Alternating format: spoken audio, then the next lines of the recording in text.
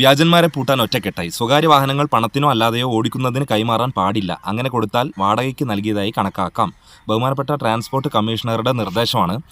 ഇതൊരിക്കലും അംഗീകരിക്കാൻ പറ്റുന്ന ഒരു കാര്യമായിട്ട് എനിക്ക് തോന്നുന്നില്ല. ടാക്സി ഓണേഴ്സിനോടോ അല്ലെങ്കിൽ ടാക്സി ഡ്രൈവേഴ്സിനോടോ ഒന്നുമല്ല, നിങ്ങൾക്ക് ജീവിക്കണം, ശരി തന്നെയാണ്.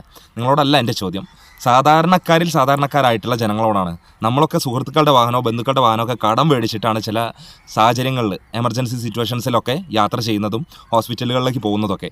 അത്തരത്തിൽ യാത്ര ചെയ്യുമ്പോൾ വാഹനം കൈകാട്ടി നിർത്തിയിട്ട് RC ഓണർ നിങ്ങളല്ല എന്ന് പറഞ്ഞ് നമ്മളോട് ഫൈൻ ഈടാക്കുകയും നമ്മുടെ ലൈസൻസ് കട്ടാക്കുകയും RC ഓണർക്ക് ഫൈൻ അടിക്കുകയൊക്കെ ചെയ്ത് കഴിഞ്ഞാൽ എന്തെങ്കിലും ഒരു എമർജൻസി സിറ്റുവേഷൻസിൽ നമ്മൾ എങ്ങനെ അതിനെ തരണം ചെയ്യും എന്നുള്ളതാണ് ചോദ്യം. ഏതെങ്കിലും ഒരു എമർജൻസി സിറ്റുവേഷൻസിൽ രോഗികളെയും കൊണ്ടുപോകേണ്ട ഒരു സാഹചര്യം വന്നാൽ ഓട്ടോ വിളിച്ചോ ബസ്സിലൊന്നും യാത്ര ചെയ്യാൻ പറ്റാത്ത അവസ്ഥ വന്നാൽ ടാക്സി വിളിക്കാൻ പറ്റണമെന്നില്ല. അതിനുള്ള പൈസ നമ്മുടെ കയ്യിൽ ഉണ്ടാവണമെന്നില്ല. സുഹൃത്തിൻ്റെയോ ബന്ധുവിൻ്റെയോ ഒക്കെ കാർ എടുത്ത് പോകേണ്ട ഒരു അവസ്ഥ വന്നാൽ നമ്മൾ എന്ത് ചെയ്യും?